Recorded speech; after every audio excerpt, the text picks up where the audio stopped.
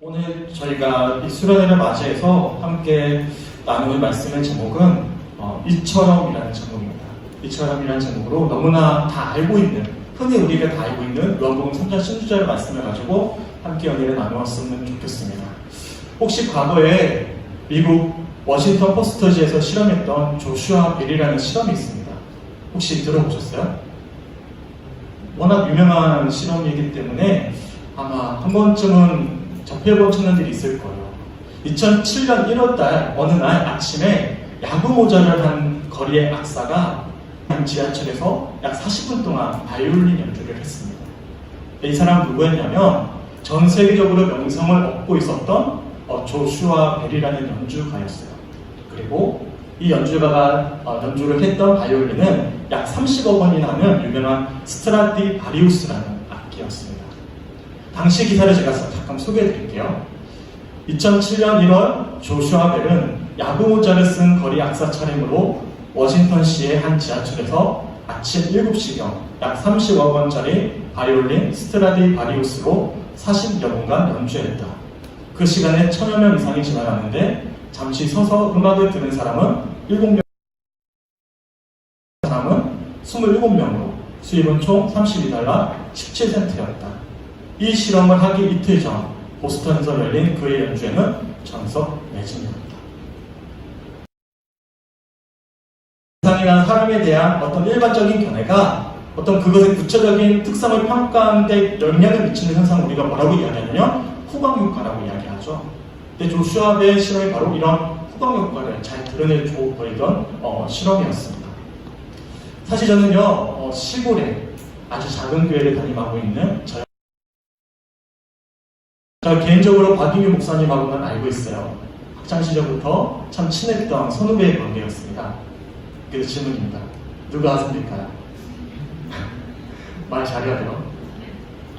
누가 선배일까요? 네, 제가 선배고요. 인규 목사는 저보다 3년 어린 후배입니다. 참 친밀한 관계로 지내왔기 때문에 사실 저는 이 자리에 서서 말씀을 전할 기회가 주어졌습니다. 만약에 제가 박인규 목사하고 친분이 없었다면 아주 시골의 작은 교회 무명의 젊은 목회자였기 때문에 아마도 저는 호남 선교위원회에서 가장 큰 교회 중에 하나인 익산 영산교회 청년부 수련회 말씀을 전할 기회가 있었을까요? 없었을까요? 없었겠죠. 아마 그랬을 거예요. 혹시 경상북도 성주군이라고 들어보셨습니까? 어디 있는 곳이야? 그런 분이 계실 수 있어요? 혹시 참외 좋아하세요? 네, 우리나라의 참외 약 70%가 이 성주군에서 나와요. 성주 참외가 우리나라에서 제일 유명하기 때문에 참외를 좋아하면 아마 한 번쯤은 성주군을 한번 들어보셨을 거예요. 또 유명한 게 있어요.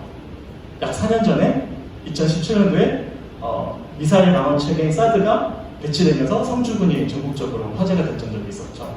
그래서 두 가지가 굉장히 유명합니다. 혹시 모르셔도 괜찮습니다. 왜냐하면 저도 성주교회에 부임하기 전까지는 아마 청년들도 저와 비슷한 상황이지 않을까 싶어요. 저는 바로 그런 성주군에 있는 감리교회로서는 유일해요. 거기는 감리교회 불모시거든요. 저희 교회가 유일합니다. 그 유일한 감리교회를 담임하고 있는 하정환 목사입니다. 처음 제가 7년 전에 부임했거든요. 7년 전에 부임했을 때도 성도님들이 몇 분 안 계셨어요. 이 자리 교회고 지금도 그나마 상황은 좋아졌지만 이 자리에서 벗어나지 못하는 아주 시골의 작은 교회입니다. 더군다나 지금은 어떤 시대죠? 저는 되게 좀 조심스러웠어요. 과연 오늘 집회를 할 수 있을까? 수련을 할 수 있을까? 굉장히 고민 많이 하고 있기도 했는데 이제 델타 변이 바이러스가 확산되면서 아마 굉장히 좋지 못한 상황 속에 우리가 지금 예배하고 있어요. 그렇기 때문에 여러모로 불편하고 어떤 부정적인 마음으로 이 자리에 앉아있는 청년들이 굉장히 많이 있지 않을까 저는 나름대로 예상을 한번 해봅니다. 그래서 이러한 좋지 못한 후방 효과들이죠. 무명의 목회자, 성주군의 작은 교회, 그리고 코로나 바이러스. 그래서 충분히 상대적으로 이 시간에 대한 기대감이 굉장히 낮을 수 있어요. 그렇지 않습니까? 저라도 그럴 것 같아요. 저라도 청년분들 수련회를 하는데 굉장히 어려운 상황 속에 모였는데 처음 들어보는데 영화수협의 하정환 목사님은 들어봤는데 성주의 하정환 목사님? 저 그 교회 출신이거든요. 근데 기대감이 낮아버리고 저버리는 것이죠. 하지만 우리가 잊지 말아야 될 사실이 하나 있습니다. 우선은 말씀을 나눔에 있어서요. 중요한 두 가지 요소가 있는데요. 첫째로는 말씀을 전하는 전달자가 우선 중요하죠. 설교자가요, 딴소리 하면 안 돼요. 정말로 복음을, 보석보다 귀한 이 복음을 정말로 정직하게, 바르게 전달하는 것은 제 책임입니다. 앞에서 살펴봤던 조슈아의 실험 기억나시죠? 그 실험의 전제 조건이 뭐죠? 연주자가 훌륭한 악기로 아름다운 연주를 했다는 것이 그 실험의 전제 조건이에요. 이건 부정할 수 없어요. 낼 수 있는 것은요, 연주자만의 모습은 아닙니다. 아무리 유명한 연주자가 훌륭한 악기로 아름다운 연주를 하더라도요, 조슈아의 실험처럼 주변 사람들이 그 가치를 제대로 알아보지 못하면 사실 그 가치가 해석되어져 버리는 것이죠. 그렇지 않습니까? 더욱이 조슈아의 실험을 진행하던 당시에 워시터 포스터지에서 인터뷰를 했어요. 주변에서 구두수선을 하고 있던 에드가 소저라는 사람이 이런 어떤 당시 상황을 이야기를 해줬는데, 제가 잠깐 소개해보면 이렇습니다. 빠른 걸음으로 움직이는 아침 출근길에는 음악 소리를 들을 겨를이 없습니다. 이러한 상황에서 무엇을 제대로 알아볼 수 있고 또 무슨 감동이 있겠습니까? 그저 자기 일만 신경 쓰며 앞만 보고 가기 바쁜데 말이죠. 그렇죠. 앞만 보고 가기도 바쁜 아침에 아무리 아름다운 연주가 흘러나오더라도 뭘로 들리죠? 소음으로밖에 들리지 않겠죠. 어떻습니까? 혹여나 여러 이유와 좋지 못한 상황으로 인해 지금 마음이 굉장히 복잡하지 않으십니까? 좀 당황스러웠어요. 처음에 나왔을 때 분위기가 잘 잡히지 않아서 지금 조금 잡히는 것 같은데 어떻죠? 아니면 저의 배경, 분명히 처음 보는데 누구지? 이런 어떤 선입견, 아니면 코로나 사태, 이렇게 우리가 모여서 얘기해도 되는 건가? 이런 어떤 복잡한 마음으로 우리 지금 심정이 가득하지 않으십니까? 하지만요, 저는 별로 두렵지가 않아요. 제게 굉장히 귀한 후원 효과가 있습니다. 비록 떳떳하게 내세울 만한 경력이 없지만, 그렇다고 현재 코로나 사태로 마주한 현실이 녹록치 않지만, 이 시간 저는 말씀 담대히 나눌 수 있어요. 왜냐하면 저 뒤에 후원 효과가 있어요. 누굴까요? 예수님입니다. 저는 무명이지만, 저는 내세울 것 없지만, 지금 함께 예비하는 이 현실이 녹록치 않지만, 저 뒤에는 후원 효과가 있어요. 예수님입니다. 저는 그분 때문에 목회를 하고 있는 것이고, 그분 때문에 지금도 이렇게 말씀을 나누고 있는 것이고, 이런 찬양이 있죠. 약한 나로 강하게, 가난한 날 구하게, 눈먼 날 볼 수 있게 주 내게 행하셨네. 호산나 호산나 죽임당한 어린 양, 호산나 호산나 예수 다시 사셨네. 어색하죠? 반주 없이 찬양을 하니까. 사실 저는요, 아까지 와서 되게 당황했어요. 왜냐하면 7년 동안 반주가 없었어요. 항상 이렇게 센 목소리로 노래를 부르다가 갑자기 막 드럼이 쳐지고 막 악기가 쳐지니까 정신 하나도 없었는데, 막 반대로 청년들이 굉장히 어색했어요. 소망하게 된 시간 함께 말씀을 듣고 나누게 된 청년들도 이 선입견들, 편견들, 불편한 마음들 다 내려놓고 후광옥과만 갔으면 좋겠어요. 그래서 2절 후렴절이나 한번 같이 반주 없이 한번 불러볼까요?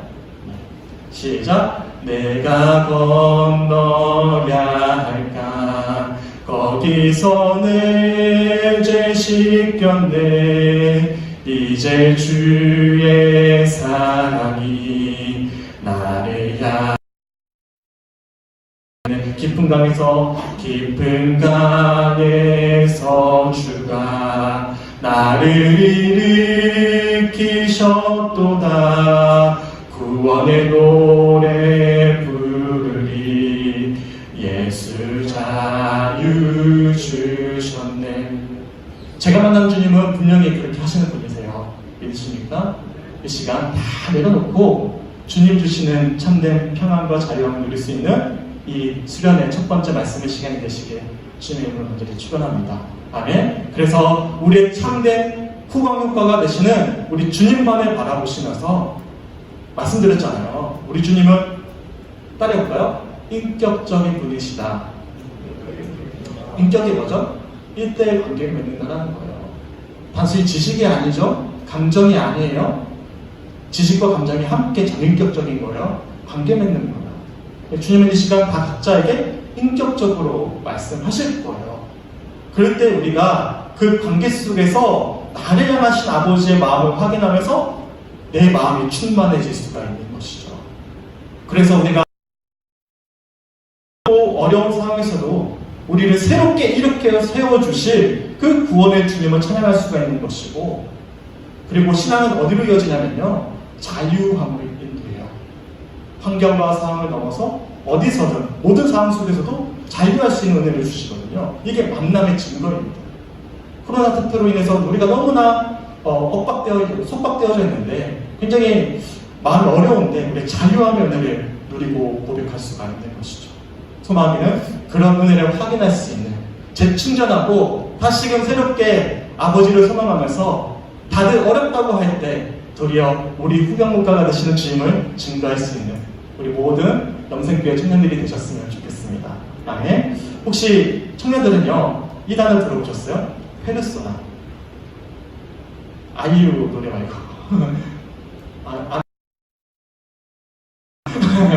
아니 뭐라 해야 되겠다.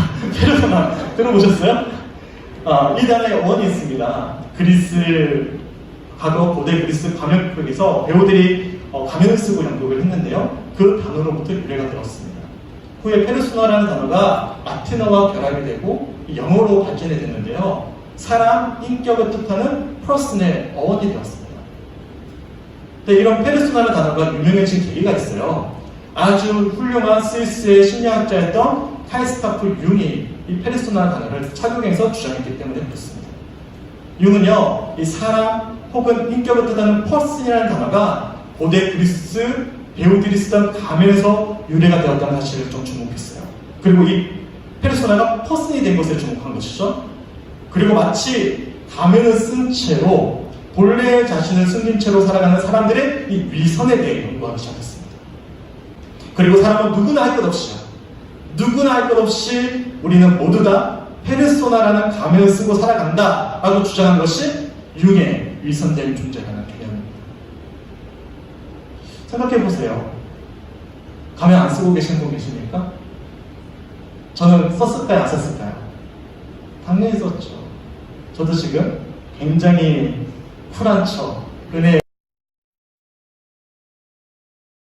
아내가 보면 안 되는데 우리 성도들이 보면 안 되는데 다른 데 맞으니까 쓰고 있는 거예요.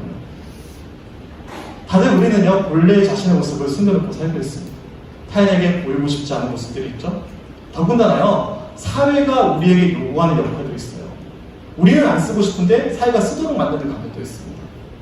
또요, 나는 원하지 않는데 다른 사람이 써준 가면도 있어요. 너 그런 사람이야. 써준 가면도 있죠. 예를 한번 들어볼게요. 저는 성주 감리교회를 담임하고 있는 목회자이자 너무나 예쁜 세 딸을 두고 있는 아빠입니다. 당연히 저는요, 목회자로 또한 부모로서 또 남편으로서 기대하고 기대받는 사회적인 기준과 모습들이 있어요. 그렇지 않습니까? 다들 있잖아요. 목회자는 저래야 돼, 이래야 돼. 아니면 아빠라면 저래야 돼, 남편이라면 저래야 돼. 그런 기준이 있죠. 일반적인 상식이 있습니다.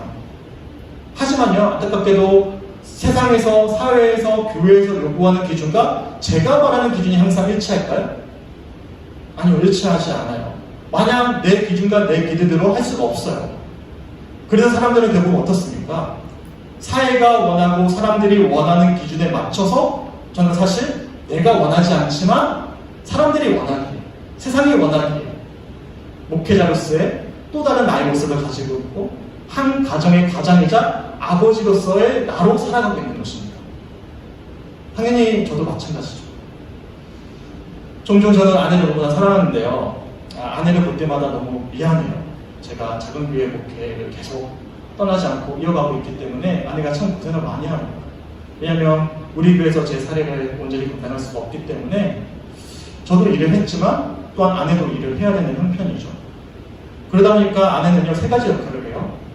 하나는 교회에서 사모 역할을 하고요. 두 번째로는 아이들 부모와 또 아내 역할을 하고요. 세 번째로 어린이집 교사를 하고 있거든요. 어린이집 교사로서의 역할이 있어요. 당연히 부모로서, 사모로서, 교사로서 해야 되는 역할과 기준이 다 달라요. 이런 다양한 기준과 기대에 부응하기 위해 그만 아내가 원래 굉장히 긍정적이고 밝은 사람인데 지금도 그렇지만 제가 봤을 때는 아닐 때가 참 많아요. 그러면 남편으로서 굉장히 미안합니다. 근데 우리 아내만 그런가요? 우리 다 그렇잖아요. 더욱이 사람들 대부분은요, 타인에게 보이고 싶은 모습들이 있습니다. 저도 마찬가지예요. 사실 제 내면을 까놓으면요, 말씀 못 전해요. 저는 좋은 모습만 보이고 싶어서 그렇게 쓰고 있는 것입니다. 항상 바르고 반듯한 목회자이자 자상한 남편이자 부모로만 보이고 싶은 것이죠. 다들 그렇지 않습니까? 다들 추악한 내면의 모습들을 깊숙이 숨겨놓고는 타인에게는 마냥 괜찮은 사람으로만 보이고 싶은 것이 솔직한 우리들의 모습입니다. 그러다 보면 자연스럽게 가면을 쓴 채로 연기했었던 고대 그리스 배우들처럼 어느샌가 자신도 모르는 사이에 살아가게 되는 것이죠. 그리고 세 번째 마지막이에요. 타인으로부터 투영된 이미지도 있습니다. 예를 든다면 누군가로부터 너 정말 얌전해, 착해 라는 소리를 계속 들었어요. 얌전하다는 이야기를 계속 반복해서 듣다 보니까 원래 나는 얌전하지 않은데 주변의 부모님과 주변의 어떤 교회 성도들이 친구들이 너 참 착해, 얌전해 라는 이야기를 듣다 보니까 어떤 강박관념 같은 것이 생기는 거예요. 나 얌전한 사람이야. 그래야 한다. 그리고 원래는 얌전하지 않았는데도 불구하고 마치 나는 원래부터 얌전했던 사람처럼 여기면서 살아가는 것이죠. 그리고 당연하다듯이 얌전하게 행동을 하게 되는 것이죠. 참 많죠, 가면이요. 그래서 이런 페르소나를 영어 사전에서 어떻게 정의를 하고 있냐면 다른 사람들 눈에 비치는 특히 그의 실제 성격과는 다른 한 개인의 모습이라고 정의를 하고 있습니다. 이래서 사람은 누구나 다 페르소나와 같은 존재입니다. 마치 우리는 가면을 쓴 것처럼 위선과 자기 기만으로 가득한 존재들이죠. 그렇지 않습니까? 한번 여쭤볼게요. 위선이 무서울까요? 자기 기만이 무서울까요? 둘 다 안 좋은 거잖아요. 뭐가 더 안 좋은 걸까요? 위선일까요? 자기 기만일까요? 우선 위선은요, 현재 자신의 행동이 본래의 모습이 아님을 스스로 아는 거예요? 모르는 거예요? 아는 거예요. 아는 거예요. 비록 꾸며진 모습이고 가면을 쓴 것처럼 가장된 모습이지만 다행히도 자신도 어느 정도는 알고 있어요. 위선이라는 것 자체의 의미가 그래요. 당연히 이런 위선도 좋지 못한 모습이죠. 정직하지 못한 모습이기 때문에 그렇습니다. 최근에 한 젊은 신학생 후배가 저를 찾아와서는 목사님 저는 그 교회에서 목회를 못하겠어요. 그러는 거예요. 그래서 왜 그러니? 지금까지 너무나 잘 따랐던 담임 목사님이 정말 훌륭하다고 생각했는데 알고 봤더니 가정에서는 가정폭력을 일삼는 분이심을 알게 되면서 너무나 실망했다라는 거예요. 그래서 더는 그 교회에서 살아갈 수 없습니다라고 이야기하는 모습을 위선 안 좋죠. 왜요? 타인의 기만하는 행위이기 때문에 그렇습니다. 하지만 위선보다 더 나쁜 게 있어요. 위선은 타인을 기만하는 거잖아요. 자기 기만은 누구를 기만하는 거죠? 자신을 기만하는 거예요. 자기 기만은 단순히 위선을 넘어서 자기 자신조차도 속여버리는 것입니다. 그래서 위선은요, 겉으로 보이는 모습과 원래 자신의 모습이 서로 다르다는 사실을 자기 자신을 인지하고 있어요. 하지만 자기 기만은 현재 보이는 모습이 본래 자신의 모습이 아닌데도 불구하고 마치 자신의 모습인 것처럼 스스로 속여버리는 것입니다. 쉽게 표현하면 자기 자신을 포장해버리는 것이죠. 스스로 포장해버리는 것이죠. 어떻습니까? 제가 어려운 이야기 쭉 했는데요. 굉장히 중요한 이야기를 드리고자 하는 거예요. 우리 영생교회 청년들은 자기 자신을 잘 알고 계십니까? 정말 그렇습니까? 문제가 있어요. 오늘 시간 심리학 공부하는 거 아니잖아요. 주님 만나러 왔잖아요. 근데요, 이 신앙의 문제도 이 페르소나의 문제가 굉장히 심각합니다. 특별히 오랫동안 신앙생활을 했잖아요. 보니까 우리 청년들 너무나 귀하거든요. 이 시점에 나왔다는 것 자체가 너무나 귀한 청년들이고 아마 대부분 신앙의 연륜이 굉장히 깊을 거예요. 1년 믿은 청년들이 아마 많지 않고 오랫동안 믿었던 친구들일 거예요. 더군다나 익산 영생교회라는 큰 교회에서 오랫동안 신앙생활을 했어요. 문제는요, 우리가 이렇게 좋은 환경에서 오랫동안 신앙생활을 계속 하다 보면요, 지금까지 내가 배워오고 들어오고 이 모든 것들이 마치 자기 자신의 고백처럼 여겨져 버린다는 것이죠. 혹시 이런 속담 들어보셨어요? 서당계 3년에 풍어를 얻는다. 오랜 세월 교회를 다니다 보면요, 자연스럽게 말씀을 굉장히 많이 듣습니다. 내면은 축적이 됩니다. 그리고 자연스럽게 내가 지금까지 들어왔던 수많은 말씀들이 마치 자기 자신이 한 고백처럼 여겨질 때가 참 많이 있어요. 누군가에게 듣고 배워서 익힌 내용인데도 불구하고 마치 내가 스스로 깨닫고 고백한 고백인 것처럼 자기 자신조차도 속이게 되는 것이죠. 그런 경험들을 오랫동안 해왔고 그 과정을 깨트리는 것이 굉장히 처절했습니다. 훌륭한 학자이자 저수가였던 C.S. 루이스가요, 혹시 이 책 보신 청년들이 있습니까? 어렵지만 꼭 한 번은 읽어봄직한 너무나 귀한 책입니다. 순전한 기독교라는 책에서요, 기독교의 출발은 이렇게 시작된다라고 주장을 합니다. 저는 굉장히 탁월한 해석이라고 생각하는 책 한번 소개해드릴게요. 저는 기독교가 우리에게 말할 수 없는 위안을 준다는 사실에 동의합니다.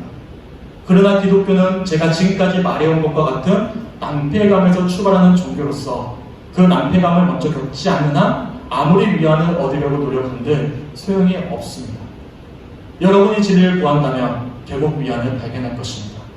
그러나 위안 그 자체를 구한다면 위안도 진리도 얻지 못한 채 오로지 감언이설과 몽상에서 출발해서 절망으로 마치고 말 것입니다. 우리는 기독교의 핵심 가치를 사랑이자 용서이자 은혜라고 이야기합니다. 그렇죠. 하나님은 우리를 사랑하십니다. 하나님은 우리를 조건 없는 사랑으로 용서하십니다. 믿으십니까? 믿으세요? 믿으셔야 돼요. 아멘? 네, 믿으셔야 됩니다. 이렇듯 하나님은 한없는 사랑으로 우리를 용서하시기에 기독교는 우리가 달리편에서 은혜의 종교라고 이야기하죠. 당연히 이러한 사랑과 용서의 하나님을 경험하게 되면 세상에 줄 수 없는 참된 평안과 위안을 얻게 됩니다. 그러기에 과거 초대 교인들이요, 콜로세움의 그 위험한 상황 속에서 사자의 밥이 되기까지 신앙을 지킬 수 있었던 이유는 세상이 줄 수 없는 참된 평안과 기쁨을 그들이 얻었기 때문이죠. 어디서 오는지 알았기 때문입니다. 예수님이 십자가 처형을 당하실 때 제자들은 누구 하나 할 것 없이 도망쳤어요. 하지만 부활을 경험한 제자들은 누구 하나 할 것 없이 부활의 주님을 증거하다가 담대한 믿음 안에 순교했습니다. 하지만 중요한 사실이 있죠. 십자가 없는 부활이 없듯이 C.S. 루이스의 주장처럼 깊은 낭패가 없이는 참된 위안도 없다는 것입니다. 베드로 아시죠? 누구보다도 열정적이었던 베드로는 다들 아시다시피 주는 그리스도시요 하나님의 아들입니다라고 고백을 했어요. 그래서 제자들 모두 다 도망치더라도 자신은 끝까지 예수님 곁에서 함께 죽겠습니다라고 고백했습니다. 왜 그랬을까요? 들어본 게 있었거든요. 3년 동안 예수님 곁에서 배워왔던 것들이 있었거든요. 근데 이 듣고 배운 것을 마치 자신의 고백처럼 여겨버린 것입니다. 하지만 실패를 경험하죠. 닭이 2번 울기 전에 3번이나 예수님을 부인하면서 지금까지 자신이 굳게 믿어왔던 자신의 고백이 거짓임을 알게 된 거예요. 그리고는 실패를 경험하고 좌절하고 어떻게 합니까? 원래 터전이었던 갈릴리로 돌아가서 과거의 삶, 어부의 삶으로 돌아가 버렸습니다. 그런데 이런 철저한 실패 속에서 절망감을 맛본 베드로가요, 누구를 만나죠? 절망감 속에서 부활의 주님을 만납니다. 너가 나를 사랑하느냐라고 찾아오신 주님을 만나면서 만들어졌던 자신의 페르소나의 신앙이 아니라 있는 모습 그대로 주님을 만나게 된 것이죠. 그리고 그 이후부터 그의 이름처럼 반석과도 같은 담대한 믿음을 지닌 제자로 거듭날 수가 있었습니다. 오늘 본문은요, 다들 아시는 요한복음 3장 16절 말씀입니다. 성경에서 가장 유명한 말씀이죠. 초등학교 시절부터 우리가 익히 배웠던 말씀입니다. 다 같이 한번 읽어볼까요? 시작. 하나님이 세상을 이처럼 사랑하사 독생자를 주셨으니 이는 그를 믿는 자마다 멸망하지 않고 영생을 얻게 하려 하심이라. 아멘. 워낙 유명한 말씀이기 때문에 아마 이 말씀에 담긴 의미를 우리 청년들은 대부분 알고 계실 거예요. 무슨 의미죠? 독생자이신 예수님께서 이 땅에 오신 거예요. 그리고 우리를 이 땅에 오신 예수님께서 우리를 십자가를 지신 것이죠. 그 주님을 믿을 때 우리는 멸망하지 않고 영생을 얻을 수 있다는 것이 오늘 본문의 말씀입니다. 제가 한번 질문해 볼게요. 그러면 우리가 너무나 읽게 들어왔던 26절 말씀이 지금 이 시간에는 어떻게 들리시죠? 단순히 우리 하나님께서 우리를 사랑하신다라는 말씀으로만 들리십니까? 혹시 이 사람 아시는지 모르겠어요. 독일 나치를 끝까지 대항했었던 유명한 신학자 디트리히 보네포라는 분이 계십니다. 이분이 쓴 아주 유명한 말에 따르는 책에 보면요, 이런 이야기를 해요. 교회가 믿는 자들이 가장 경계해야 될 것은 값싼 은혜이다라고 주장합니다. 값싼 은혜에 대한 표현을 잠깐 소개해드릴게요.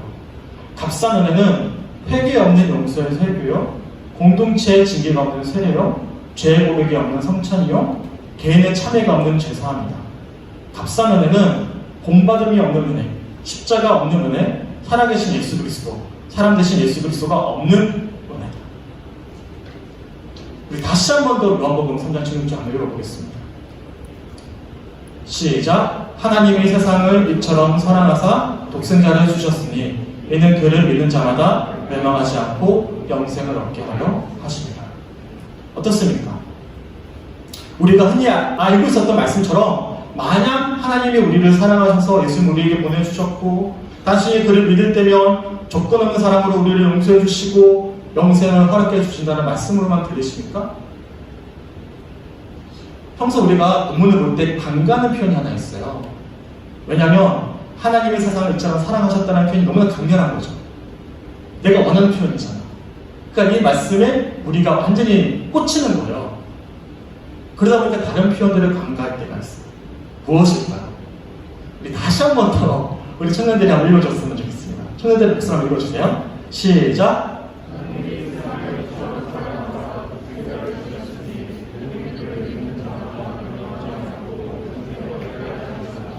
아멘. 어떻습니까? 우리가 감격했던 편이 눈에 들어오십니까? 어제 박인규 목사님한테 전화가 왔어요. 저한테 형이라고 그러니까 목사님 형, 우리 청년들이 아마 호응이 없을 건데 그러다 보니까 아마 선물을 준비하면 어떨까요? 물어보더라고요. 보시면 아시겠지만 제가 7년 동안 어르신들 대상으로만 설교를 해봤거든요. 굉장히 저도 어색해요 지금. 그러니까 어르신들 대상한테 뭐 물어보고 답변 들을 수 없잖아요. 그런 경우는 7년 동안 없었기 때문에 필요 없다라고 했어요. 그런데 지금 와보니까 너무 좋은 거예요. 아, 살아있는 것 같아. 젊은이가 좋은 것 같아. 그래서 물어보고 싶어요. 혹시 본문을 볼 때 내가 지금까지 경과했던 표현이 있었다면 한번 정답을 이야기해 줄 수 있는 친구에게, 청년에게 선물을 줄게. 선물 준비해왔어. 내가 이 본문을 볼 때마다 경과했던 표현이 있는데 무엇일까? 센스 있고 눈치 있는 친구는 벌써 답이 있다는 거 알 거예요, 본문에. 아니, PPT 화면에. 네! 저기 이 친구, 청년. 네, 받았어요. 박수. 네, 앞으로 기가 막히세요. 이거로 말할 것 같으면 우리 성주군에서만 파는 참외로 만든 잼입니다. 네, 익산에서는 네, 사고 싶어도 살 수 없는 네, 특산물 우리 참외잼을 드리도록 하겠습니다. 감사합니다. 네, 우리 청년이 되게 센스가 있나봐요. 그렇죠. 이처럼이라는 표현입니다. 따라볼까요? 이처럼. 우리가 흔히 알듯이 하나님이 세상을 사랑하셔서 독생자를 주셨고 이를 그를 믿는 자마다 멸망하지 않고 영생을 얻을 수 있어요. 믿으십니까? 하지만 그 전제 조건이 있죠. 우리가 간과하고 있던 표현이에요. 뭐죠? 이처럼이라는 표현입니다. 묵상해 보셨어요? 깊이 고민해 보셨습니까? 이처럼? 여기서 이처럼이라는 단어의 헬라 원어를 살펴보면 포토라는 단어입니다. 이 뜻은 이렇게 이런 방식으로 라는 의미를 담고 있어요. 그래서 본문을 직역하면 이런 방식으로 하나님이 우리를 사랑하신다는 의미입니다. 이런 방식으로. 이런 방식이잖아요. 그렇기 때문에 뭘 알아봐야 되죠? 뭐가 이런 방식일까? 그러니까 성경을 묵상할 때는 질문을 던지셔야 돼요. 이런 방식이 뭐지? 어떤 방식이죠? 바로 앞줄을 찾아가야 되겠죠. 그래서 우리가 14절, 15절을 살펴봐야 돼요. 14절과 15절 말씀을 함께 읽어보겠습니다. 시작! 모세가 광야에서 뱀을 든 것 같이 인자도 들려야 하리니 이는 그를 믿는 자마다 영생을 얻게 하려 하심이라. 아멘. 우선 14절을 보시면 모세가 광야에서 뱀을 든 것 같이 인자도 들려야 된다고 말씀하고 있죠. 과거 민수기 21장에 녹뱀 사건을 회고하고 계십니다. 혹시 불뱀과 녹뱀 사건을 들어보셨습니까? 네, 들어보셨죠? 네, 끄덕끄덕 해주셔서 감사합니다. 우리 어르신들도 반응이 없는데 비슷한 것 같아요. 들어보셨어요? 한번 해볼까요? 끄덕끄덕 한번 해볼까요? 들어보셨어요? 네, 감사합니다. 이런 반응은 부탁드릴게요. 하나님의 은혜 아래 출애굽했던 이스라엘 백성들이 은혜 아래 약속의 땅 가나안 땅으로 들어갔어요. 하지만 아시다시피 녹록치가 않았죠. 광야예요. 광야는 어려운 땅입니다. 고난의 땅이죠. 그러다 보니까 이스라엘 백성들이 은혜를 받는데도 불구하고 내내 불평과 불만을 멈추지 않았습니다. 특별히 민수기 21장에 보시면 그 불만을 극에 발했어요. 그래서 하나님 어떻게 하시냐면 곧장 직진하면 가나안 땅에 들어가는데 약간 선회하십니다. 그래서 에돔 땅으로 우리아라 방향으로 인도를 하셔요. 그러자 이스라엘 백성들이 막 불같이 화를 냅니다. 하나님이 우리를 죽이시기 위해서 애굽에서 우리를 끌어내셨다. 불평과 불만을 쏟아내죠. 반항합니다. 제가 21장 5절을 3번을 읽어드릴게요. 그래서 백성들은 하나님과 모세를 원망하였다. 어찌하여 우리를 이집트에서 데리고 나왔습니까? 이 광야에서 우리를 죽이려고 합니까? 먹을 것도 없습니다. 마실 것도 없습니다. 이 보잘것없는 음식은 이제 진절이가 납니다. 할 말이 아니죠. 그렇지 않습니까? 은혜 받은 자가 그러면 엄청 화가 날 것 같아요. 그렇지 않습니까?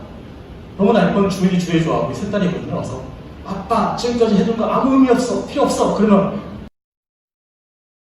않습니까? 원수를 갚는 것과 다름이 없는 표현이죠. 그리고 다시 애굽으로 돌아가려고 해요. 지금까지 인도해 주셨던 하나님의 은혜를 부정하는 것이고 반항하는 결과였어요. 그러자 하나님 어떻게 하시냐면 정신 차리도록 하늘에서 불뱀을 내리셨어요. 6절 제가 읽어드릴게요. 여호와께서 불뱀들을 백성 중에 보내어 백성을 물게 하심으로 이스라엘 백성 중에 죽은 자가 많은지. 이처럼 수많은 사람들이 불뱀에 물려서 죽게 되었어요. 그제야 아차 싶은 거예요. 한 대 맞으면 정신 차리시잖아요. 저도 그렇거든요. 종종 하나님이 때리실 때는 아이씨 왜 그래요 하다가도 감사합니다가 나오잖아요. 정신 차려지니까. 맞았어요. 그러자 정신 차리고는 모세를 찾아가서 도움을 요청해요. 그러자 이 온유했던 모세가 백성들을 외면하지 못하고 대신 하나님께 기도하기 시작합니다. 그러자 하나님이 이렇게 응답하시거든요. 제가 8절과 9절로 3번으로 한번 읽어드릴게요. 주님께서 모세에게 말씀하셨다. 너는 불뱀을 만들어 기둥 위에 달아놓아라. 물린 사람은 누구든지 그것을 보면 살 것이다. 그리하여 모세는 구리로 뱀을 만들어서 그것을 기둥 위에 달아놓았다. 뱀이 사람을 물었을 때 물린 사람은 구리로 만든 그 뱀을 쳐다보면 살아난다. 하나님이 응답해 주신 거예요. 모세에게 녹뱀을 만들게 하셨거든요. 녹뱀을 만들고 기둥 위에 달아놓았어요. 그러면 이 불뱀에 눌린 사람들이 모세가 만들어 놓은 녹뱀을 바라만 봐도 다들 살아날 수가 있었던 것입니다. 이게 오늘 본문의 전제 조건이에요. 전제 이야기입니다. 이에 관해 김일건 교수님의 주에 잠깐 소개해드릴게요. 누가 녹뱀을 쳐다보는가? 불뱀에 물려 심장이 파열될 만큼 고통스러운 사람이 녹뱀을 쳐다본다. 녹뱀을 쳐다보는 데는 구약 성경 지식도 필요하지 않다. 하나님의 초월적 구원이 없다면 내 생애는 끝났다고 느끼는 절박함만 있으면 된다. 불뱀에 물려 죽어가는 실존의 천상만이 우리로 하여금 눈을 들어 녹뱀을 쳐다보게 만든다. 하나님의 구원이 없다면 파열될 것 같은 극단적 위기에서 인간은 녹뱀을 쳐다본다. 녹뱀을 쳐다보기만 하면 구원이 임하고 영생이 시작됩니다. 이처럼 본문 바로 앞절 14절에서 이 민수기 21장에 불뱀과 녹뱀 사건을 예수님이 인용하시고요. 이어서 15절에 이렇게 말씀하십니다. 15절 말씀 함께 읽어볼게요. 시작! 이는 그를 믿는 자마다 영생을 얻게 하려 하십니다. 요한복음 3장 13절에서요. 하늘에서 내려온 자, 곧 인자 외에는 하늘에 올라간 자가 없다라고 말씀하시거든요. 쉽게 표현하면 이어지는 14절에서 불뱀에 물린 이스라엘 백성들을 구원하기 위해 노뱀을 매달아 주셨던 것처럼 우리를 구원하시기 위해 예수께서 노뱀처럼 십자가에 달릴 것을 예언하신 것입니다. 불뱀을 물린 이들이 노뱀을 바라보고 살아났듯이 십자가에 달리신 예수님을 보고 믿는 자들은 15절의 표현처럼 영생을 얻게 된다는 말씀이 오늘 본문 이전까지의 배경입니다. 그리고 이어지는 말씀이 뭐죠? 요한복음 3장 16절입니다. 다시 한 번 더 16절 한번 읽어볼게요. 시작. 하나님이 세상을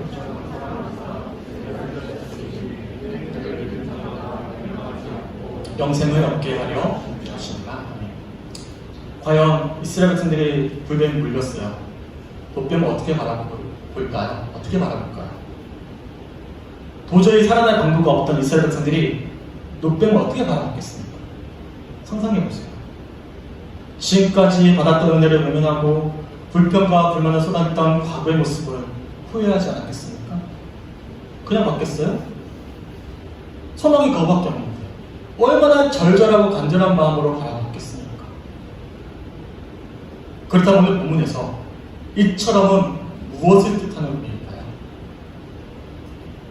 처절한 심정과 간절한 마음으로 노뱀을 바라보던 이스라엘 백성들처럼 우리 역시도 이처럼 십자가를 바라봐야 된다는 의미지 않겠습니까? 그래서 김원경 교수님이 이렇게 주의를 합니다. 한 번 더 소개해드릴게요. 우리 주 예수 그리스도 세상 죄를 지고 가는 어린 양이 바로 쳐들린 노뱀이다. 하나님은 하나님의 구원을 향한 목마름이 극에 달한 사람에게 이전 죄를 모두 다 용서해 주시겠다는 의지를 표상하는 노뱀을 쳐들어 그것을 쳐다보고 구원을 얻게 하십니다. 이런 방식으로 그 사람은 사랑하십니다. 우리가 흔히 알고 있던 것과는 달리 기독교는요, 앞에서 소개해드렸던 C.S. 루이스의 표현처럼 낭패감을 확인하는 것에부터 진짜 시작이 되는 거예요. 불뱀에 물려 더는 살 수가 없다는 사실을 깨닫고는 처절하고 절박한 심정을 가질 때야만 가면 뒤에 숨겨놨던 자신의 모습이 보여요. 진짜 모습이요. 처절하지 않으면 여전히 가면 쓰고 있는 거예요. 자기 기만하고 있거든. 위선적이거든. 그렇게 절망 속에서 자신의 연약함과 완악함을 깨달은 자들만이 비로소 자신의 한계를 알게 되는 거예요. 나 아무것도 아니구나. 먼지 같은 존재구나.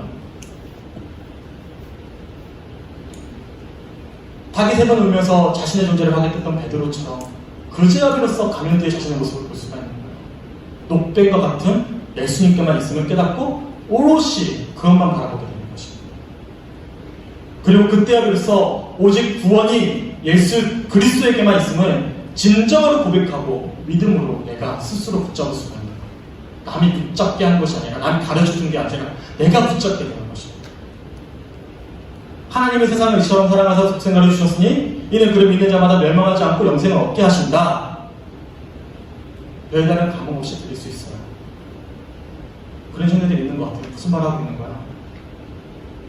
하지만요, 내 삶의 유일한 소망이 오직 예수님께만 있으면 내가 지금 뼈저리게 느낀다면, 그렇게 자제가 절망 속에서 오늘 본문 말씀이 나에게 주어졌다.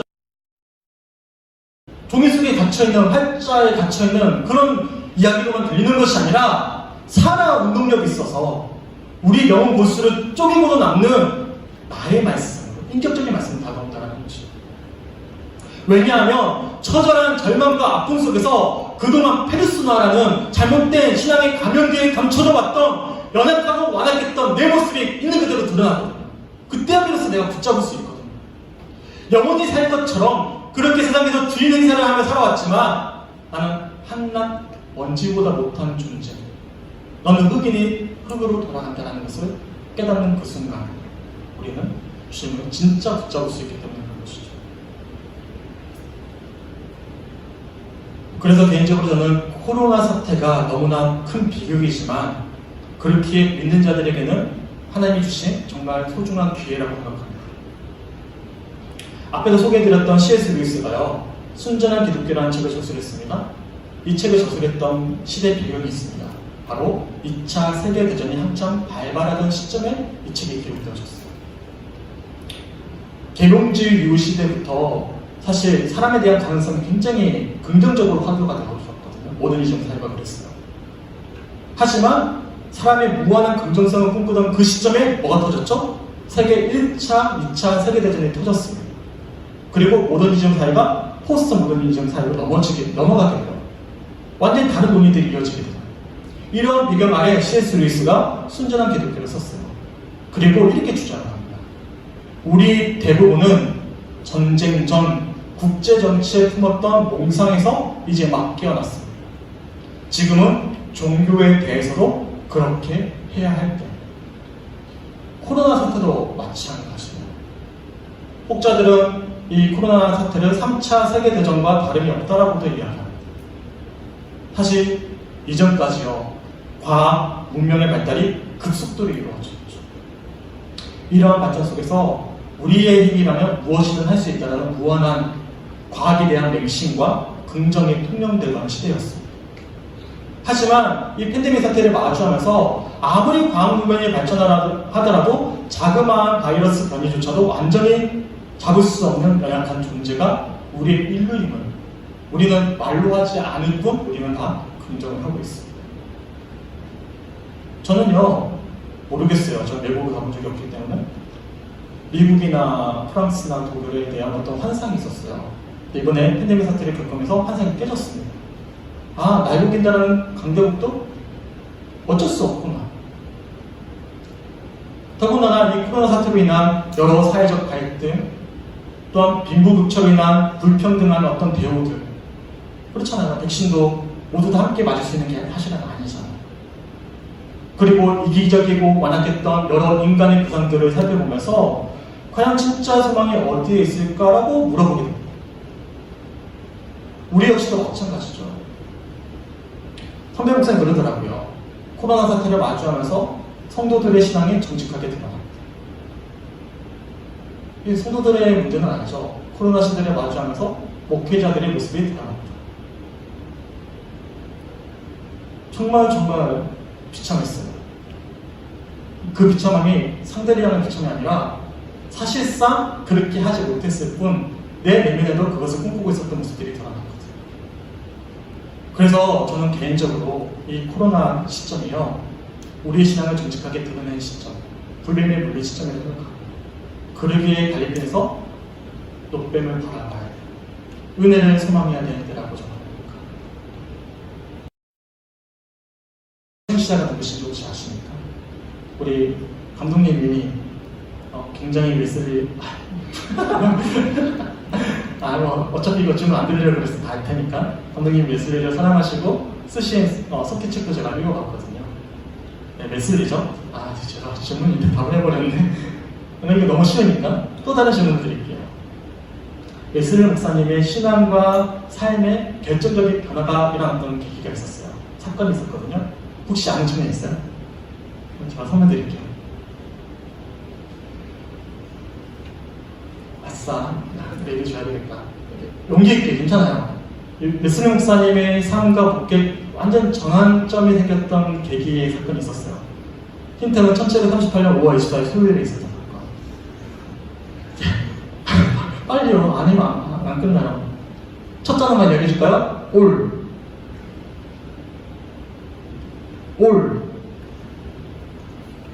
더, 네, 이번엔 설명 제가 맛있게 못듣도록 하겠습니다. 네, 틀어주세요. 올더스 게이트 사건이에요. 회심 체험이죠. 다들 모르시겠지만 아는 것처럼 여기고 1738년 5월 24일 올더스 게이트 체험에서 웨슬리 목사님의 삶이 완전히 변화되었어요. 인격적으로 예수님을 만나게 되고 뜨거운 열정과 소망으로 일평생 순전한 의도와 단순한 시선으로 그리스도의 완전히 향해 다름질을 하셨습니다. 하지만 단순히 한순간에, 단시간에 일어난 사건은 아니었어요. 아직 굉장히 많은 과정들이 있었어요. 회전체를 읽기 전에 메소디스트, 우리 익산연생교회를 어떻게 하죠? 메소디스트 철치라고 해요. 이 메소디스트라는 별명을 얻었어요. 이건 뭐냐면 규칙적이라는 이야기. 경공 생활을 했던지 주변에 옥스퍼드 학생들이요 놀린 거예요. 너 너무나 고리타분한 메소디스트 같다, 규칙적인 같다. 저기 로마 시대의 어떤 고리타분했던 의사들처럼 너 너무 고리타분해. 그때 웨슬리 목사님이 이걸 너무나 자랑스럽게 여겼습니다. 뿐만 아니라 당시에 신대유교였던 미국으로 건너갑니다. 왜 건너갔냐면 인디언들이 있었는데 복음을 안 들었거든요. 그래서 인디언들에게 자신이 직접 복음을 전하고 좋은 기독교 공동체를 한번 만들어보자라는 꿈을 가지고 인디언 선교를 위해서 미국의 조지아주 선교사로 떠나게 되십니다. 하지만 3년간의 선교 사역은 철저한 실패로 돌아갔어요. 마지막에 어떻게 끝났냐면 도망쳤습니다. 법정에서 어떤 관계 문제 때문에 유죄가 없고요. 그 유죄 때문에 도망치듯이 반에 배를 타고 넘어오게 되십니다. 그렇게 영국으로 돌아온 대회에서 웨슬리 목사님이 자신의 비참한 심정을 이렇게 일기로 표현하셨어요. 제가 일기 한 부분 한번 소개해 드릴게요. 나는 인디언들을 회심시키고자 아메리카에 갔다. 그러나 누가 나를 회심시킬 것인가? 누가 무엇이 이렇게 악한 불신앙으로부터 나를 구원할 것인가? 나는 겉만 무성한 여름 나무 같은 종교를 가지고 있다. 말은 잘할 수 있다. 위험이 없을 때는 나 자신을 믿는다. 그러나 죽음의 공포가 엄습했을 때 나의 영혼은 두려움에 떨었다. 나는 죽는 것도 유익함이라 고백하지 못했다. 메소디스트, 규칙적이라는 별명을 얻은 만큼 또 그 별명을 자연스럽게 여기고 자신이 가면 인디언들을 변화시켜서 정말 이상적인 기독교 공동체를 만들 수 있겠다는 어떤 희망을 가지고 들어갔어요. 3년 동안 실패하고 돌아온 것이죠. 그리고 고백하기를 나는 아무것도 아니다라고 이야기하는 거예요. 조국으로 돌아오신 이후부터는요, 꽤 비참한 시간들을 보냈습니다. 자괴감을 느끼셨어요. 그리고 이렇게 고백합니다. 제가 3월 5일부터 한번 소개해 드릴게요.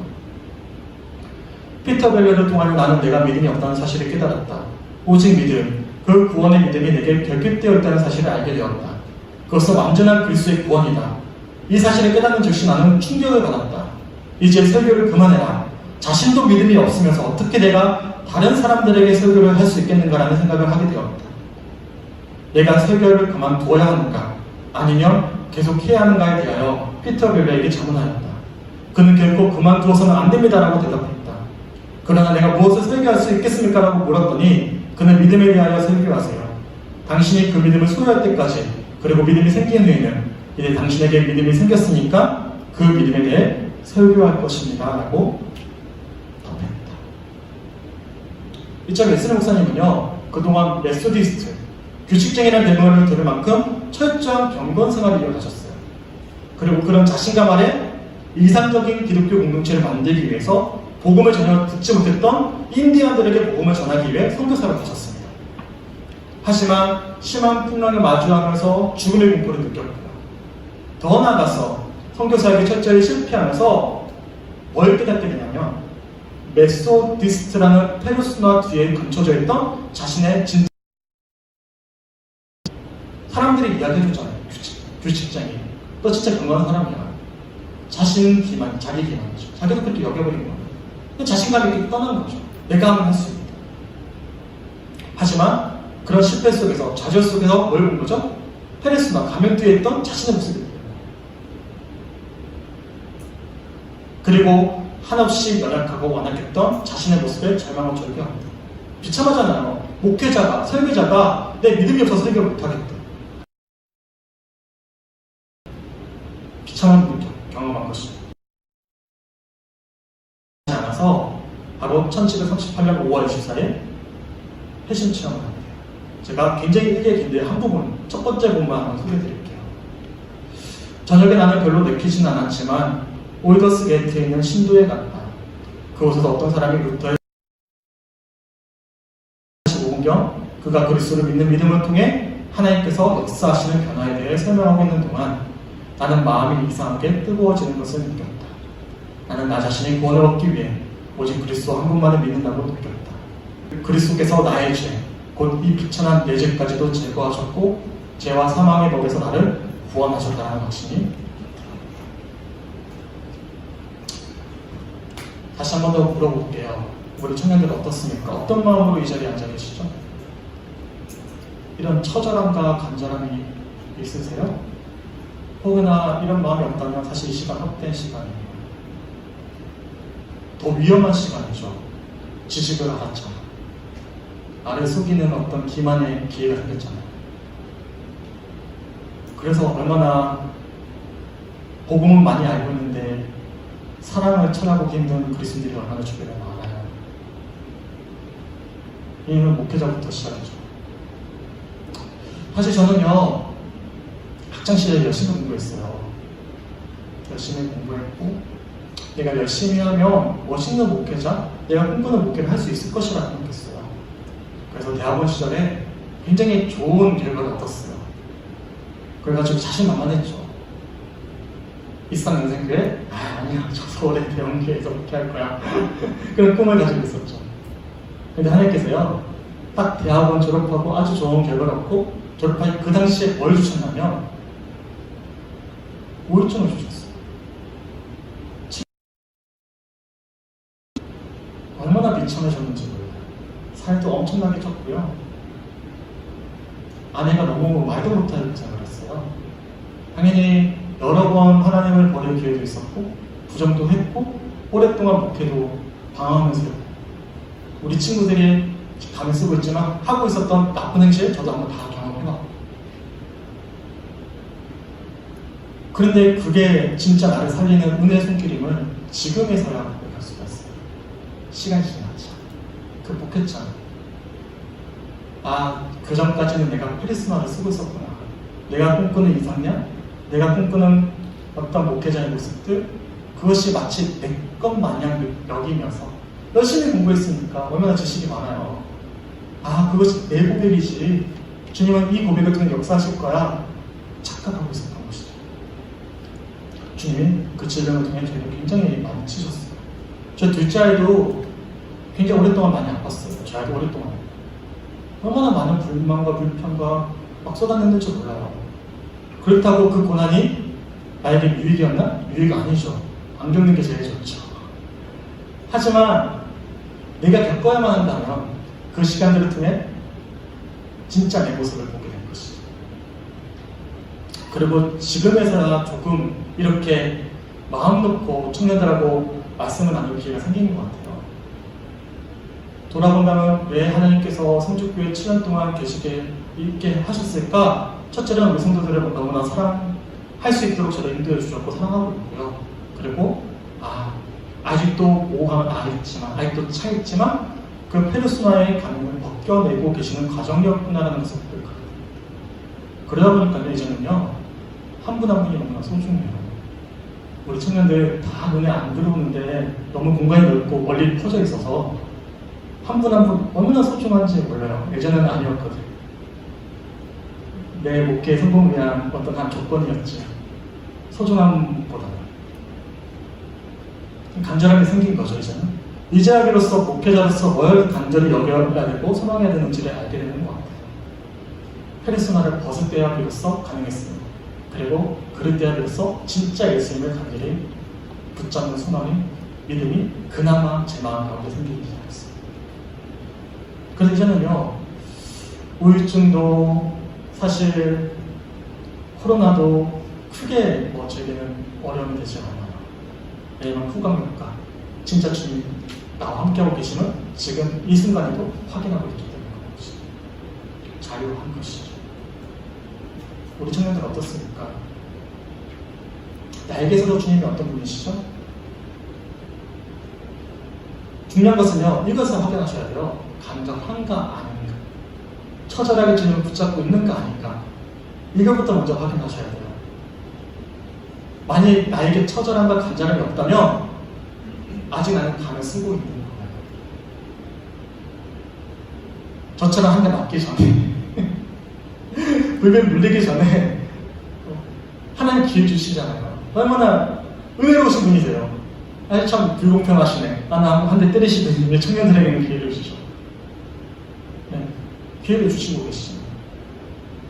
우리가 간절함을 회복했습니다. 코로나 시대 속에서 얼마나 간절했으면 이 자리에 나왔어요. 반응은 비록 없지만 그 마음은 이미 아마 절절한 마음으로 제발 주님 놔둬요. 그렇게 고백하고 있을 거라 저는 믿습니다. 아멘? 네, 아멘. 네, 아멘. 그래서 이럴 때일수록 페르소나라는 가면 뒤에 숨겨놓았던 우리의 모습을 정직하게 볼 수 있는 그런 수련의 시간이 되었으면 좋겠습니다. 새로운 출발은 나 자신을 보지 않는 이상 시작될 수가 없어요. 그리고 우리를 위해 이 땅에 오신 예수 그리스도를, 특별히 우리를 대신해 노뱀처럼 십자가에 달리셨던 예수의 놀라운 사랑과를 정말 절절한 마음으로 주님께만 소망이 있습니다라고 고백할 수 있는 그런 시간들이 되었으면 좋겠어요. 다시 한번 더 보면 16절 말씀 한번 읽어볼게요. 시작. 하나님이 세상을 이처럼 사랑하사 독생자를 주셨으니 이는 그를 믿는 자마다 멸망하지 않고 영생을 얻게 하려 하십니다. 어떻게 들리시죠? 그냥 무미건조하게 사랑하시구나라고 하고 넘어갑니까? 아니죠. 이처럼 우리를 사랑하신 하나님이 독생자를 주셨습니다. 그리고 이처럼 믿는 자마다 멸망하지 않고 영생을 얻게 되는 것입니다. 불뱀에 물린 이스라엘 백성들은 유일한 소망이었던 노뱀을 처절하고 간절한 심정으로 바라보았습니다. 그렇게 이처럼 우리 역시도 주님을 간절히 소망할 때 우리 주님을 인격적으로 만나게 되는 것입니다. 그리고 우리의 참된 소망이 되어 주시는 것입니다. 소망하기는 이처럼이 회복되어져 간절히 소망합니다. 우리 김진호 목사님도 저와 두도 없는 친구예요. 너무 귀한 친구예요. 아마 이처럼 뒤에 더 풍성한 복음을 전해줄 거예요. 저는 첫 시작을 한 거예요. 뭐죠? 이처럼이 없으면 이 수련의 시간뿐이 없습니다. 그만 붙잡으셨으면 좋겠어요. 이처럼 간절하고 절절한 마음으로 이 코로나 시대에 주님을 말하는 이 시간이 우리 신년 가운데 회복되게 하여 주시옵소서. 고백할 수 있는 이 모든 영생교회 청년들이 되시기를 주님의 이름으로 간절히 축원합니다. 아멘. 그리고 이 영생은요, 우리가 흔히 알듯이 죽어서만 가는 천국만을 의미하지는 않습니다. 영생은 지금 이 순간부터 시작되어졌어요. 그리고 이 순간 나와 함께하고 계시는 주님과 사랑의 은혜와 은총을 누리는 것입니다. 자, 마지막으로 박대영 목사님의 주제를 소개하고 말씀을 좀 마무리하겠습니다. 영생은 하나님의 생명력이 충실해지는 복을 의미합니다. 요한이 말하는 영생은 죽어 천당에 가서 누리는 생명이 아니라 이미 이 땅에 시작된 생명의 나라인 하나님 나라에서 생명의 영이신 성령의 도우심을 받아 하나님 나라의 왕이신 예수님과 교제하며 누리는 형제적인 관계를 뜻합니다. 영생이 뭐라고요? 지금 이 순간부터 누리는 하나님 나라. 이처럼 우리 주님은 우리를 사랑하십니다. 소망하기는 이처럼의 상황에서 페르소나라는 가면 뒤에 숨겨져 왔던 우리의 모습을 이 수련을 통해서 확인하고 오직 우리의 소망이 주님께만 있음을 고백하고 강구할 수 있는 우리 영생교회 청년들이 되었으면 좋겠습니다. 그렇게 목마른 사슴이 신음물을 찾듯이 주님을 바랄 때면 우리 주님은 우리의 갈급한 심령에 생수로 채워주시고 영생의 기쁨을 누릴 수 있도록 우리를 인도해 가실 것입니다. 아멘. 우리 함께 찬양하고 계셨으면 좋겠어요. 제가 전할 말씀을 여기가 전부예요. 하지만 이제부터 시작이죠. 이처럼 누가 해야 되는 것이죠? 내가 고백해야 되는 고백입니다. 그 사랑이라는 찬양이 있어요. 오래된 찬양이고 아마 다들 아시는 찬양일 거예요. 제가 가사를 한번 읽어보겠습니다. 아버지 사랑 내가 노래해, 아버지 은혜 내가 노래해. 그 사랑 변함없으신 거짓없이 성실하신 그 사랑. 상한 갈 때 꺾지 않으시는 꺼져가는 등불 끄지 않는 그 사랑. 변함없으신 거짓없으신 성실하신 그 사랑.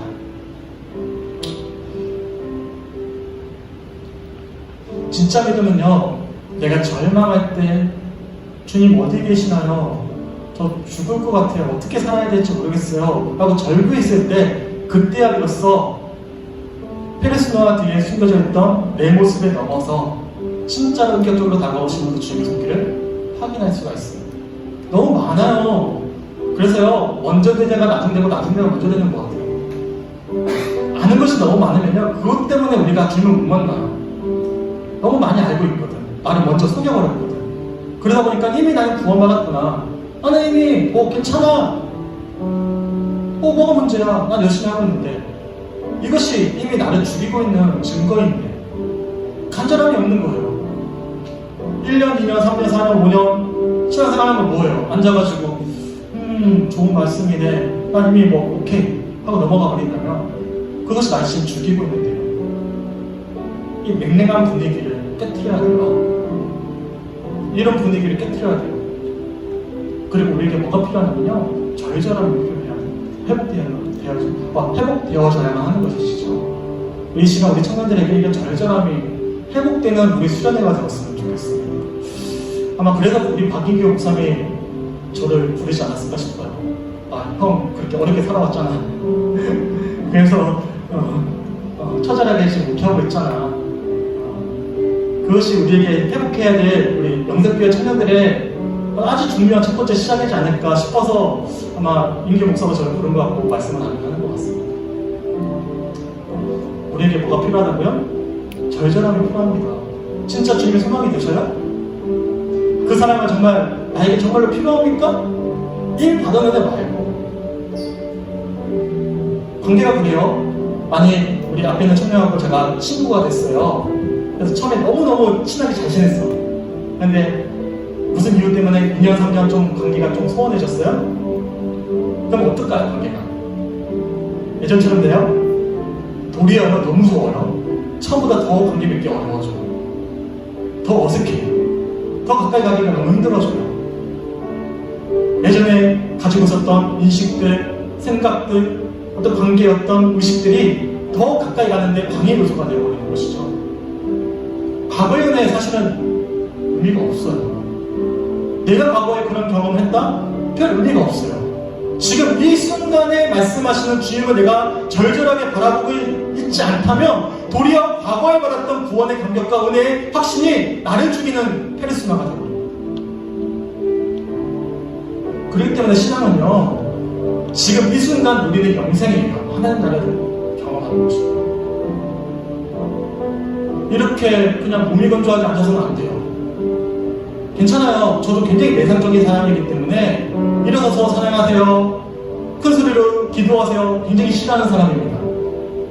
저는 지금 어떤 행동을 보일 것을 말씀드리는 것이 아니라 내면의 내 마음을 다시금 주님 앞에 두고 절절한 마음으로 이런 상황 속에서 주님만이 나의 소망이 되십니다라고 고백하는 이 절절한 믿음의 고백이 이 수련회를 통해서 우리 모든 청년들에게 회복되어져야 된다는 것입니다.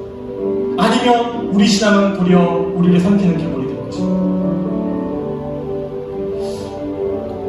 수련회 첫 번째 시간이에요. 다른 걸 다 떠나서 이처럼만 기억하셨으면 좋겠어요. 이처럼이 뭐죠? 불뱀에 몰린 이스라엘 백성들이 절절한 마음으로 불뱀을 바라봤던 이처럼. 그럴 때 그 예수님의 십자가의 사랑이 진짜 나의 고백이 되어지는 것입니다. 우리 이 찬양 함께 부르시고 함께 기도했으면 좋겠습니다.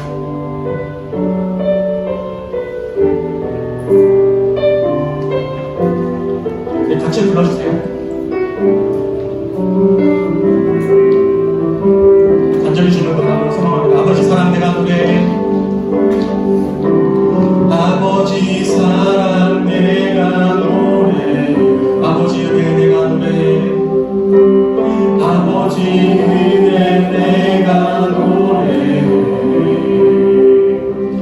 그 사랑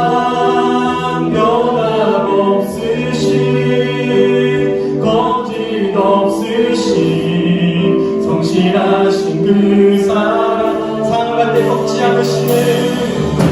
사랑할 때 꺾지 않으시는 꺼져가는 눈물 끄지 않으시는 꺼져가는 눈물 끄지 소망합니다. 그 사랑 변함없으신 그 사랑 변함없으신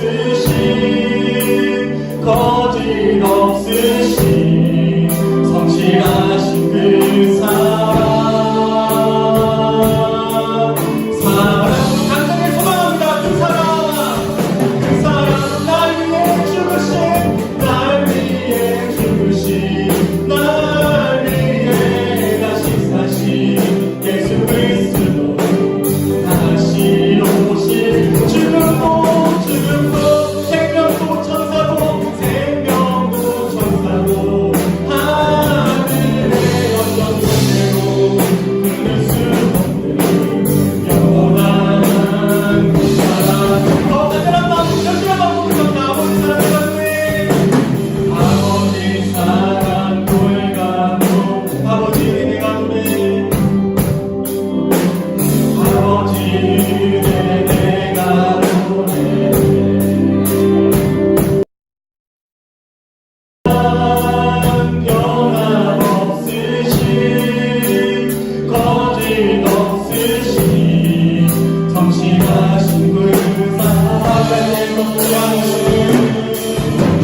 살아갈 때까지 걸어가는 누구지 않으시는 걸어가는 누구지 그 사람 변함없으신 그 사람 변함없으신 거짓없음 성취하신 주님을 찬양합니다. 하신 그 사람 같이 선포합니다.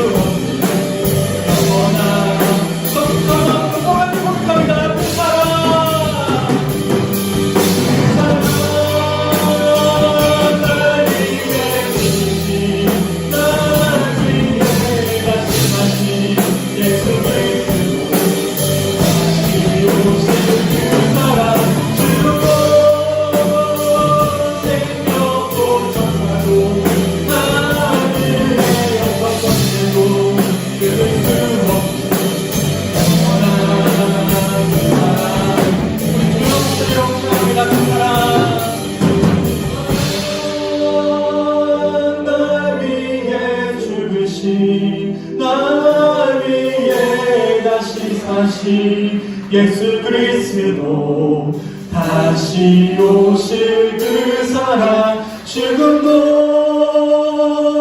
생명도 천사도 하늘의 어떤 권세도 끊을 수 없는 영원한 그 사랑. 예수님 목사님이 그렇게 말씀하세요. 내가 구원받았는지 못 받았는지, 지금 내 마음 가운데 예수님이 계시는지 안 계시는지 딱 두 사람만 안다라고 가르치셨어요. 첫째로는 누굴까요? 우리 아버지 되시는 하나님이 나를 알고 계십니다. 두 번째 누굴까요? 우리 자신이에요. 나는 알고 있어요. 지금 어떤 마음으로 찬양을 부르고 어떤 마음으로 지금 시간 기도하고자 하는지 나는 알고 있습니다. 주님, 우리 마음 가운데 절절한 마음으로 주님이 나의 고백, 소망이 되심을 고백할 수 있도록 주님의 시간 믿음 허락하여 주시옵소서.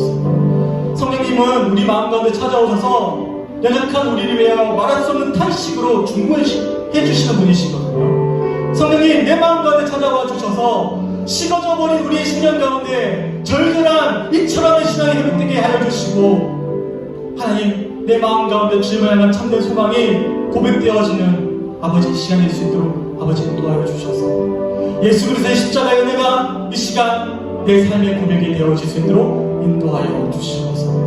이 시간 함께, 이 시간을 위해서 우리 주여 함께 외치고 함께 기도하겠습니다. 주여, 아버지 감사합니다. 이 시간 우리 사랑하는 우리 영광 교회를 기도하옵나이다. 아버지 우리 마음 가운데 이 시간을 찾아와 주시고 말할 수 없는 탄식으로 우리 하나가 신령을 위하여 기도하시는 주님과 놀라운 축복을 아버지 기뻐하시는 내 가운데 우리 신령 가운데 예수님을 향한 절절한 마음이 고백되어지는 은혜가 있기를 축원합니다. 아버지 우리가 쓰는 이 시간 기도하옵나이다. 기도하옵나이다. 우리 기도하옵나이다.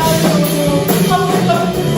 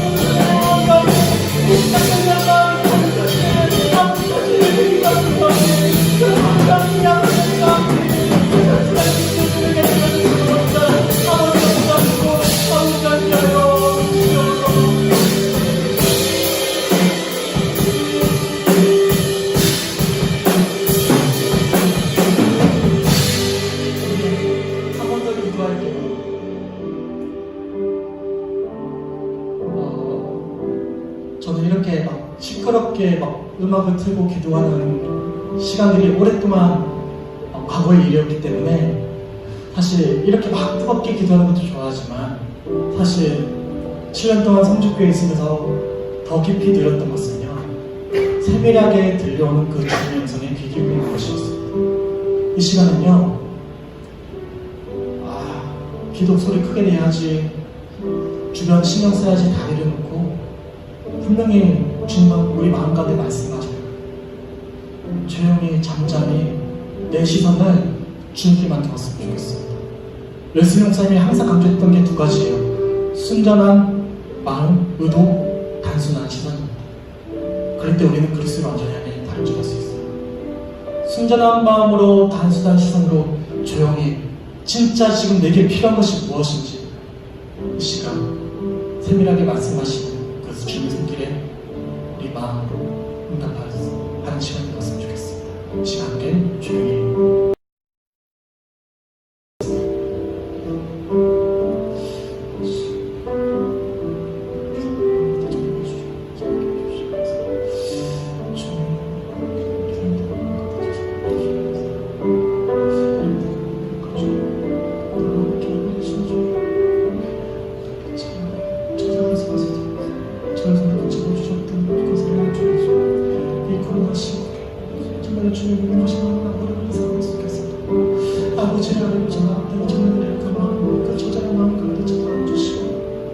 아버지의 불을 이스라엘 성처럼 높뱀을 바라보는 이스라엘 성처럼 그렇게 주님을 생각하는 모든 분들의 마음 가운데 아버지 시간 말씀을 주시옵소서. 그들의 마음 가운데 찾아와 주시옵소서. 그들의 마음 가운데 주시옵소서. 그 주님이 나의 주님이 우리 청년들의 주님의 손들을 보여주시옵소서. 그래서 아버지 믿음의 진리 아버지 주님의 주님께 너무나 어려운 이 시대에 주시옵소서. 우리 새벽이 쓰고다 위한 우리 청년들의 하나님의 살아계시는 영광스러운 말씀을 모두 하나님께 맡기면서 나를 살려주셨던 주님, 나를 있게 되어주셨던 주님, 지금도 나와 함께하고 계신 주님, 시간 우리 청년들의 주님과 주시옵소서.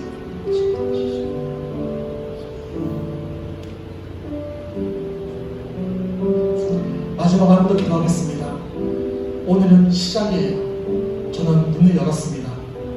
이제 다음 주 김진호 목사님 또한 우리 일주일 동안 살아가면서 열린 문 속에서 찾아오시는 그 주님을 우리가 만나면서 아버지 이번 수련회를 통해서 정말 새로운 변화의 새 출발이 될 수 있도록 인도하여 주시옵소서.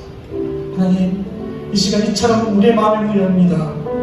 저절한 마음으로 다시 주님을 바라봅니다. 이번 수련을 통해서 정말 살아계신 주님을 만나게 하시고 이 믿음을 지키기가 너무나 어려운 코로나 이 시대 속에서 하나님의 영광을 드러내는 참된 그리스도인으로서 가면 쓴 페르소나의 그리스도인이 아니라 순전한 의도를 가지고 단순한 시선으로 주님을 향해 다름질하는 진짜 그리스도인으로서 청년으로서 우리 삶 속에 하나님의 영광을 드러내기 간절히 소망합니다. 그런 첫 출발이 되는 수련회가 되게 하여 주시옵소서. 오늘 이 시간 이후부터 일주일 동안의 삶 속에 또한 다음 주에 나눌 말씀을 소망하면서 이 시간 다시 한 번 더 간절한 마음으로 조용히 아버지 음성을 갈급히 하며 함께 기도하도록 하겠습니다. 함께 기도합니다. 하나님, 성도들의 마음 가운데 함께 하시고 주님을 하나님, 이 참 우리에게 어려운 시대 속에서 우리를 모두게 하셨습니다. 코로나로 말미암아 아버지 교회가 지탄받는 이 상황 속에서 함께 예배하고 있습니다. 하나님 우리 마음 가운데 하나님 아버지 이처럼 신앙이 시간 고백되어졌으니 아버지 그동안 삶 속에서 또한 다음 주에 선포되어진 말씀을 통해서 아버지 정말로 이 시대를 이겨내 나가며 정말로 지탄받는 그리스도인이 너무나 빈배한 이 시대 속에서 정말로 모습과도 같은 숨겨진 포화와도 같은 아버지의 영광을 드러내는 아버지의 상상하는 귀한 청년들로 새로 출발할 수 있도록 아버지의 수련을 통해 주님 영광 받아주시고 하나님 역사하여 주시소서. 주님 말씀하시며 역사하시는 모든 주간의 시간들을 기대하며 하나님께 마음을 내어드리고 고백하는 모든 청년들의 마음 가운데 아버지 시간 가운데 인자해 주셔서 아버지 나에게 주신 말씀을 붙잡고 아버지 새로운 출발, 더 나아가서 주님께만 영광 올려드릴 수 있는 삶을 살아가며 소망할 수 있는 그런 수련의 시간이 될 수 있도록 역사하여 주시옵소서.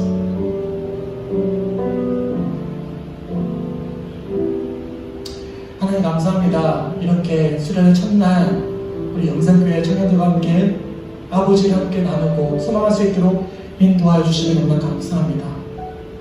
도저히 이 시간 말씀을 전할 수 없을 만큼 부끄러웠던, 처절했던, 절망했던 저를 일으켜 세워주셨던 주님께서 이 시간 나의 아버지가 되어주셨고 더 나아가 나와 함께하고 계시는 주님을 증거할 수 있도록 인도해 주셨듯이 지금도 살아계셔서 말씀하시는 그 인격의 주님이 모든 청년들의 주님으로 고백되어지는 은혜가 있게 하여 주시옵소서.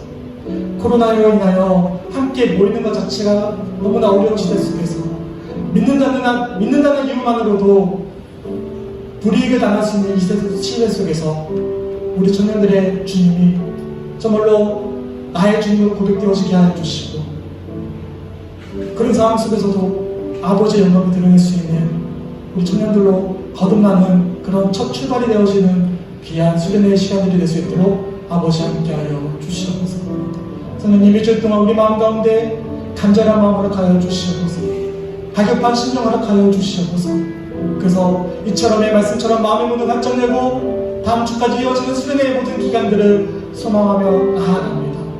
과거의 신앙들, 과거의 고백들, 과거의 가면들을 다 깨뜨리고 이 시간 이때의 관계 속에서 나의 변했던 모습을 확인하고 살아계신 주님을 만나고 새로운 출발을 결단하는 수련의 시간 될 수 있도록 주님 역사하여 주시옵소서. 주님께 영광 올려드립니다. 주님 홀로 영광 받아 주시옵소서. 감사드리며 우리를 사랑하시는 예수 그리스도의 이름으로 간절히 기도드렸습니다.